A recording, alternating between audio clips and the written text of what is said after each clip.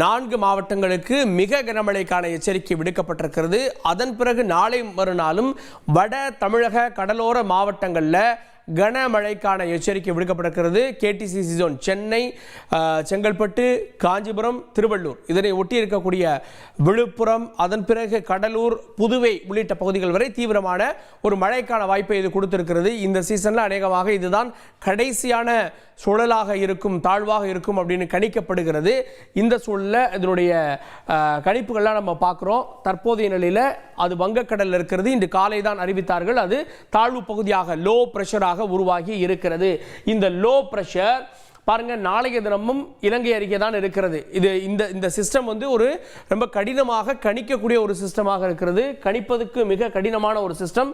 காரணம் என்னன்னா, நாளைய தினம் அது இலங்கையிலிருந்து வந்து விடுகிறது. நல்லா பாருங்க, இலங்கைக்கு மேலே அது வந்து விடுகிறது.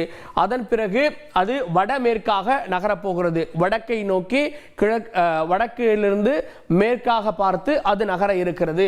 சரி, நாளைய தினம் அது மதியமெல்லாம் இலங்கைக்கு மேலே வந்து விடுகிறது. அந்த சூழலின் போது மழையை நாம் பார்க்க வேண்டும். அப்போது நமக்கு சென்னையில் மழை தொடங்கிவிடும். அதனால தான் நாளைக்கு கனமழைக்கான எச்சரிக்கையை கொடுத்திருக்கிறார்கள். நாளைய தினம் மதியம். அதன் பிறகு நாளை மாலை நேரத்தில் வேலூர் வரை மழை தொடங்கிவிடும். இதனுடைய கண் பகுதி இன்னும் உள்ள வந்துவிடும். ஸோ அடுத்த 24 மணி நேரத்தில் அது நன்கமைந்த தாழ்வு பகுதியாக மாறுவதற்கான வாய்ப்புகள் இருக்கிறது.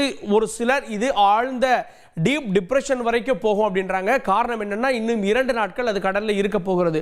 அது கரைக்கு வந்தால் வலுவிழக்கும், கடல்லே இருக்கும்போது அடுத்தடுத்த நிலைகளில் மாறும். இந்த சிஸ்டம் கடல்லையே நிற்கிறது.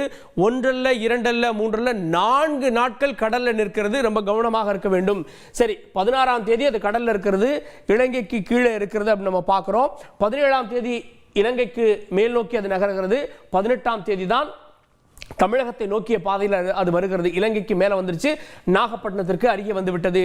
இது 18ஆம் தேதி. ஸோ அதனால நமக்கு 17ஆம் தேதியும் மழைக்கான அலர்ட் கொடுத்துருக்காங்க, 18ஆம் தேதியும் மழைக்கான அலர்ட் கொடுத்துருக்காங்க. ஸோ 18ஆம் தேதி அது நகர்ந்து வருகிறது. 18ஆம் தேதி மதியம் அப்போதும் அங்கேயே இருக்கிறது. 18ஆம் தேதி மாலை அப்போதும் அங்கே இருக்கிறது. கொஞ்சம் நகர்ந்து புதுவை பக்கத்தில் இருக்கிறது.